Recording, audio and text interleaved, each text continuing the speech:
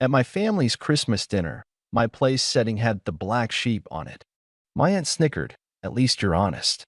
I smiled, stood up, and said, "Here's to the last family meal I'll ever attend." They thought I was joking until I walked out and left them with one final surprise. Hi Reddit. I'm Jonah, 34M, and I didn't think I'd ever post about my family. Mostly because for a long time, I blamed myself for how they treated me. Thought maybe I was too sensitive, too different, too much. But something happened last Christmas that finally made me stop making excuses for them. And now, looking back, I honestly can't believe how long I tolerated it. To understand the dinner, I've got to go back a little. My family's always been complicated. On paper, we're the kind of people who send out holiday cards and coordinating outfits, host charity drives, post pictures of brunch like it's a sacred ritual. But behind all that, there's this nasty undercurrent, favoritism, passive aggressiveness, control. And most of it revolves around my mom's side, especially her sister, Aunt Lorna. Lorna is the type of person who can insult you while sounding like she's complimenting you. "You've really embraced your look, Jonah, so brave to go against the grain like that." Or, "I admire how you're not obsessed with money like the rest of us." Stuff like that. I used to brush it off. But over the years, it wore me down. I'm the middle child of three, but you'd never know it. My older sister, Claire, can do no wrong. Married to a dentist, 2 kids, SUV, PDA president. My younger brother, Joel, started his own business at 23, drives a Tesla, and goes to dad for golfing weekends. Me? I work in set design for theater productions and freelance art direction. Not flashy, but it pays well and I love it. I rent a place in the city and keep to myself. That's apparently enough to make me the mysterious one, code for disappointment. This Christmas was the first time I agreed to come home in 3 years. I'd skipped the last few holidays after a particularly ugly Thanksgiving where Joel joked that I was probably on food stamps and my mom laughed. Not just a chuckle, laughed hard. I left early and didn't speak to anyone for months after. But this year, my dad called me in early December and really asked, to come. He said he missed me, that things were different, that mom had been reflecting. That word made me laugh at the time. Reflecting? Mom? She can't even reflect sunlight off a mirror without making it about herself. But part of me wanted to believe it. Dad isn't usually the peacemaker, so for him to reach out meant something. I told him I'd think about it. 2 days later, a handwritten card showed up in my mailbox. It was from my mom. Just a short note. "Jonah, we'd love to have you with us this Christmas. It would mean a lot to your father. Love, Mom." No apology, of course. No mention of what happened. But still, I could practically hear her forcing the pen across the paper. So yeah, I said yes. I arrived on Christmas Eve, suitcase in hand, greeted by Claire at the door like she was hosting a red carpet event. "Well, look what the cat dragged in," she said, pulling me into a hug that felt like I was being scanned. "You look artistic." I didn't even ask what that meant. I knew better. Just smiled and walked inside. My parents' house hadn't changed in the 3 years I'd been gone. Same nutcracker collection. Same fireplace garland. Same photo wall with Joel front and center. I half expected a portrait of him with a halo over his head. Mom greeted me with a kiss on the cheek and a tight smile. "I'm glad you came," she said, then added, "You didn't have to dress up for us." I was wearing dark jeans and a blazer. Nothing crazy. Dinner that night was awkward but manageable. I stayed mostly quiet, let them have their chatter about Joel's new condo and Claire's daughter getting into gymnastics. No one asked about my work. That wasn't new. The real moment came the next evening, Christmas dinner. My mom always makes a big deal out of setting the table. She has personalized placeholders for each guest, little folded cards with our names written in cursive. She's been doing it since we were kids.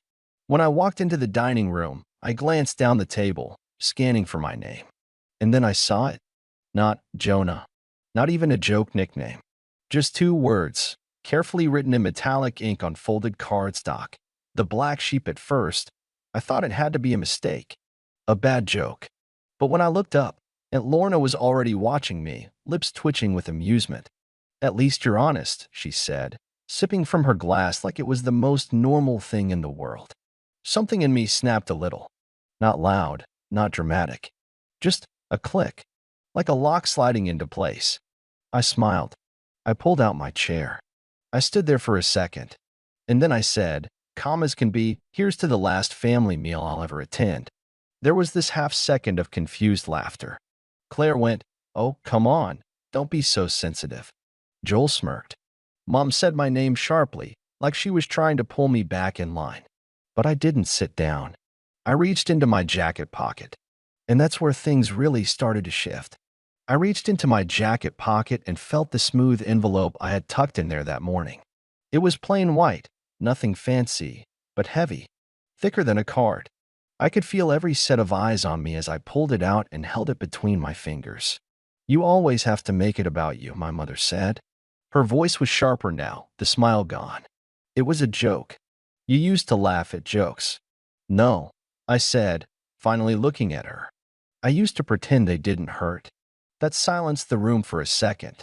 Claire shifted in her seat and gave a low sigh, like I was the one ruining everything. Joel leaned back in his chair and smirked in that way he always did when he was enjoying someone else getting humiliated. You're being dramatic, he said, not even looking at me. It's just a name card. You're the one who's always saying you could have heard a fork drop. My mom's eyes darted from my hand to my face like she wasn't sure what I was about to do. Joel leaned back in his chair, like he was preparing for a performance. Claire looked amused, almost smug, probably expecting me to fumble and apologize like I always did. And Aunt Lorna? She had that same little smirk, like she'd already decided I'd be the punchline of tonight's story. But I didn't raise my voice. I didn't throw anything. I just pulled out a folded envelope, sealed in red, and placed it gently in the center of my plate. What's that? Dad asked, his voice the first to break the silence. I looked at him for a long moment before I answered. Something I've been meaning to share. But I thought tonight felt right. Claire snorted. You brought us homework? I didn't respond to that. I just slid the envelope slightly forward with one finger. It's not for all of you, I said, keeping my voice even. Just for Mom and Dad. And I'm leaving it here because after this, I won't be coming back. The laughter died instantly. Even Lorna sat up a little straighter. What do you mean, not coming back? Mom asked, her tone shifting still sharp, but now edged with something else. Worry? Embarrassment? I meant what I said, I replied. This is the last dinner. The last holiday. I gave it one more shot, just like you asked me to. I looked at Dad when I said that, and he dropped his gaze. But I'm done trying to earn a place that never existed. Don't be ridiculous, Claire said. This is just who we are. You've always been the emotional one, Jonah. I used to think that was a flaw, I said, turning to her. Now I know it's what kept me human in a house that runs on shame and performance. What's your tone? Mom snapped. This is Christmas. I nodded slowly. Exactly. Aunt Lorna rolled her eyes. Oh, please. No one's ever stopped you from being yourself, Jonah. You're just mad that no one claps every time you do it. I actually laughed at that. Not because it was funny, but because it was such a perfect example of how far off the mark they all were. This isn't about clapping, I said. It's about respect. Basic decency. You all act like you're this picture-perfect family, but you've been digging at me since I was old enough to speak differently, dress differently, think differently. And every time I pushed back, it was either he's too sensitive or he's just going through a phase. I'm 34. It's not a phase. It's me. And I'm tired of apologizing for that. Joel let out a low whistle. So what? This is your dramatic exit? You want us all to cry and beg you to stay? No, I said, calmer than I felt. I want nothing from any of you. That envelope? It's just some paperwork. You can open it after I leave. Or not. That's up to you. Mom stood up now, face red, hands stiff at her sides. If you walk out of here, Jonah, don't expect to come crawling back. I met her eyes. I won't. And with that, I walked to the entryway, picked up my coat from the rack, and put it on slowly, methodically. No one followed me. No one tried to stop me. But as I reached for the front door, I heard Dad say something under his breath. I paused, hand still on the doorknob. I turned my head just slightly. What was that? He looked up at me, and for a second, I saw something flicker in his face. Regret, maybe, or guilt. You really think we're that bad? He asked quietly. I let the question hang in the air for a moment. Then I replied, no, I think you're worse than you're willing to admit. And with that, I opened the door and stepped outside into the freezing night. The cold hit me like a wall when I stepped outside, but I barely felt it. My heart was pounding too hard, my mind buzzing. I didn't look back, not even when the door shut behind me, not even when I heard voices rising inside, confused and irritated. I walked to my car, turned the key, and sat there for a minute, staring at the house through the windshield. That house had seen so many versions of me, quiet, apologetic, eager to please. They thought tonight was a tantrum, a dramatic flare-up that would fizzle out, just like all the others. They had no idea this time was different. Let me tell you about that envelope. A few months earlier, I got an email out of the blue from a woman named Harriet. She was the attorney handling the estate of my late great-uncle Aldrich, someone I barely knew. He was my grandmother's brother, lived up north, kept to himself. I met him only once as a kid, when he visited for a week and took me to an art museum while everyone else went to a football game. I remembered liking him. He asked me real questions, listened when I answered. Harriet told me that Uncle Aldrich had passed away the previous year, and after a long probate process, the details of his will were being finalized. She said he'd left something to me. Only me. I thought it would be something symbolic, a sketchbook, maybe, or a letter. Something personal. But when I sat down across from Harriet in her office and she slid the documents toward me, I almost laughed. He'd left me everything. Not just some savings. Not just a car or a cabin or a collection. Everything. Property. A small but well-performing investment portfolio. Rights to several historical illustrations he'd sold back in the 70s that were still earning royalties. He'd been quiet about his success, but he had built a small legacy and decided it should go to me. The only condition was that I not tell the rest of the family until the estate had been fully transferred. He even wrote, in his own handwriting, "Let them see who you are without explaining it to them." I'd cried in my car after that meeting. Not because of the money, but because it was the first time I felt like someone in my family saw me. And I kept it quiet. All of it. Until Christmas. Inside that envelope on the table, beneath my place card labeled "The Black Sheep," were copies of the finalized documents. A letter from Harriet confirming the transfer. And a second letter written by me, with as much composure and clarity as I could manage. In that letter, I explained how much Uncle Aldrich had left me. I laid it all out modestly, but clearly, not to flaunt it, to draw a line. I wrote about how I wouldn't be sharing a cent, not because I was vengeful, but because for years I had been treated like an afterthought, like a failure, a joke. I wrote that this wasn't revenge. This was a boundary. And then I thanked them sincerely, because without their coldness, their subtle cruelty, their constant efforts to shrink me, I might never have found the strength to stand apart, to build a life they couldn't touch. I ended it by saying they were free to continue their traditions, their gossip, their carefully curated family image. I wouldn't interfere. I simply wouldn't be participating anymore. And then I added one more line, just for Aunt Lorna. I never needed applause, just silence. And now, I finally have it. I drove away that night feeling lighter than I had in years. But I knew it wasn't over. Not by a long shot. Because if there's one thing my family hates more than being called out, it's being outdone. I didn't hear from them for 2 days. And then the calls started. First it was my mom. Then Claire. Then Joel. When I didn't pick up, they started emailing. Then texting. Then Dad left a voicemail, his voice low and tight, saying we needed to talk privately about the situation. That's when I knew they'd opened the envelope. And they weren't angry that I left. They were furious that I'd won. By the third day, my inbox was overflowing. Claire sent a string of messages, each one longer and more frantic than the last. She started out pretending to be concerned. "Jonah, we were all just caught off guard. Okay? Can we please talk about this like adults?" But it didn't take long for her real tone to come through. You blindsided the whole family. That money was meant to help all of us. You know how much Joel and I have struggled with the kids. Do you really think Uncle Aldrich would have wanted it all wasted on your solo artist lifestyle? I read that one twice. Then I read it again, more slowly, letting each sentence settle like dust in a room I hadn't cleaned out in years. Joel's message was shorter, but just as pointed. Real classy, Jonah. You always had a way of making everything about you. Just remember, karma doesn't take bribes. I didn't respond. I didn't need to. Because for once, the silence wasn't mine to endure, it was theirs. But the one that really got to me was from my mom. It came as a voice memo.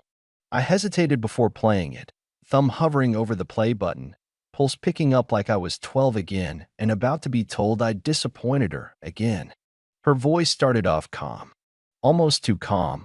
Jonah, I hope you're proud of yourself. You made Christmas about you, ruined the entire evening, and humiliated this family. That letter? That money? It's just numbers on paper. What you've really done is put yourself above the people who raised you, who tried to help you, even when you pushed us away. You think Aldrich gave you that inheritance because you're special? He barely knew you. And if he'd seen how you treat family, he would have thought twice. I replayed that part again. If he'd seen how you treat family. It was rich, coming from the woman who once told me I was too weird to raise properly, and then laughed like it was some kind of clever observation. Still, her words didn't shake me the way they used to. They made me feel something else now, clarity. I finally understood something I hadn't dared admit before. My family wasn't just indifferent. They were threatened. I wasn't supposed to grow up with self-respect. I was supposed to stay quiet, play my part, nod politely when Joel mocked my job or Claire said something condescending in front of her friends. I was supposed to keep showing up, proving my worth, hoping one day they'd finally say, hey, maybe we were wrong about you. But now I'd stopped playing. And I had something they couldn't ignore. It wasn't the money. Not really. It was the fact that I'd chosen to walk away before they could push me out. And they couldn't stand that. On the fourth day, a package arrived at my apartment. No return address. Just a shoebox-sized parcel with my name in handwriting I recognized immediately, my dad's. I debated opening it. Part of me thought it might be some olive branch. A letter. A photo album. Even a peace offering. I opened it. Inside was a copy of a family photo from Christmas 5 years ago. The whole extended family gathered around the fireplace, wearing those ridiculous matching scarves Aunt Lorna used to buy in bulk. Everyone was smiling. Everyone but me. I was sitting off to the side, hands in my lap, looking somewhere just outside the frame. Taped to the photo was a note. Just one line, written in my dad's familiar blocky script. You walked out of this. Don't come crawling back in. And below that, a second note, clearly added by someone else. The handwriting was sharper. Claire's. P.S. Aldrich never even liked kids. I sat with that box for a long time. No anger. No tears. Just a slow, settling feeling in my chest, like a foundation being poured. They were doubling down. They weren't just upset I left. They were going to punish me for it. Which meant it was my turn. Not out of spite.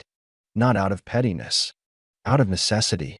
Because the truth is, I'd spent most of my life trying not to become like them. But maybe, just for a little while, I could let myself outsmart them. And that's when the idea for what came next started to take shape. Something quiet, simple, and completely untraceable back to me. It started with a list. Not a dramatic one. Not even handwritten. Just a simple document I kept on my computer titled Things They Forgot. I started with little things. The time Joel borrowed money from our grandmother's savings account without telling anyone and blamed it on a clerical error. The time Claire publicly mocked my art exhibit on social media while pretending to be proud in person. The time my mom let Lorna shred a sketchbook I'd left on the kitchen table because it looked creepy. And when I confronted her, she told me I should be grateful anyone even noticed it. I wrote it all down, and then I added to it. Conversations, snapshots, links, every petty dig disguised as concern, every birthday dinner where they forgot I was allergic to strawberries, Every joke made at my expense that turned into a lecture when I didn't laugh. But I wasn't doing this to dwell. I was doing it to remember, clearly, without the usual fog of guilt that followed me around like a shadow after every family interaction. I took time to breathe, to let go of the habit of explaining myself. I dove into work, commission projects, mentoring young artists, setting up a small community fund in Uncle Aldrich's name to help kids who grew up in environments like mine. Quiet, purpose-driven things. Meanwhile, my family spiraled. Joel started posting vague rants about certain people abandoning their blood.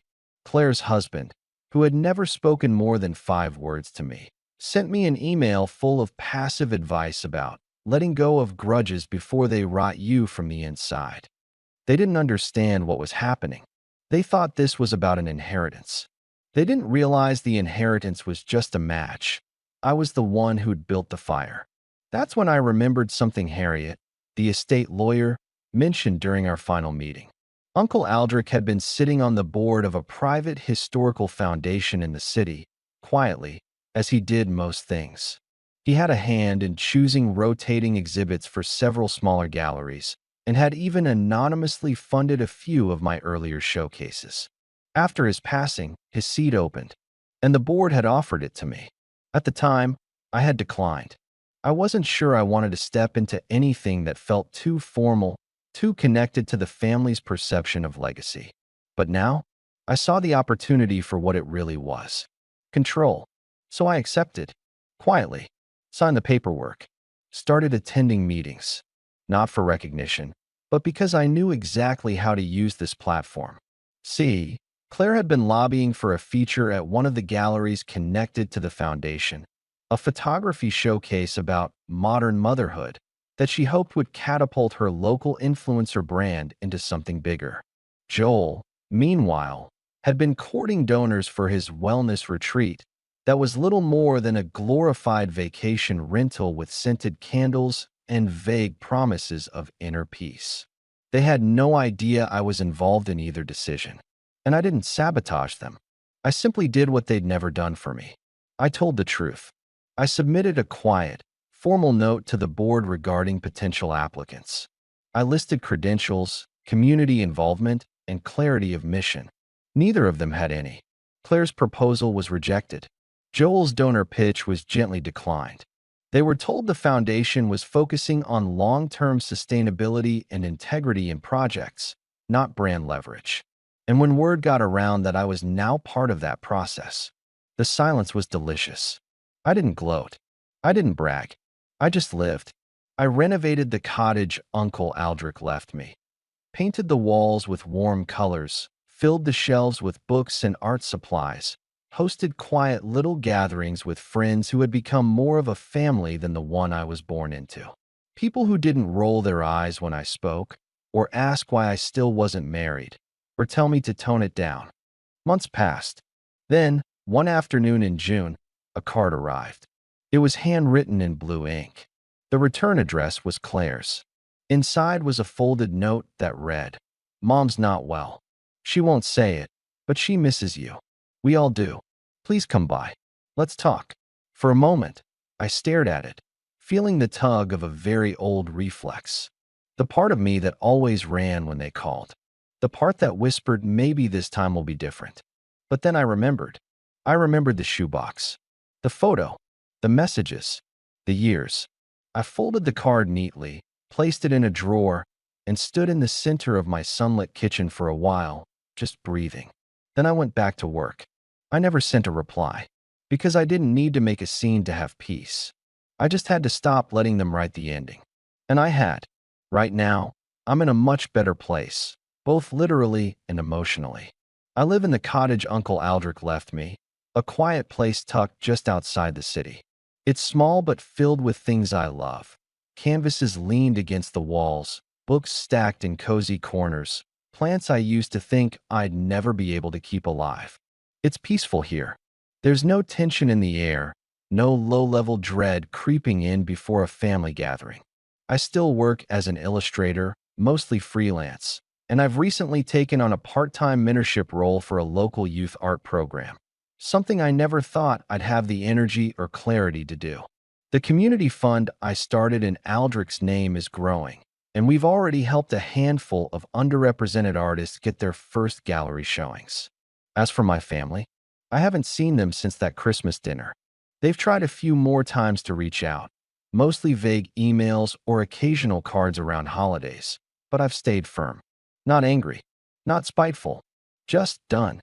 I no longer feel the need to explain myself or wait for an apology that may never come. They can keep telling whatever version of the story they want at family parties.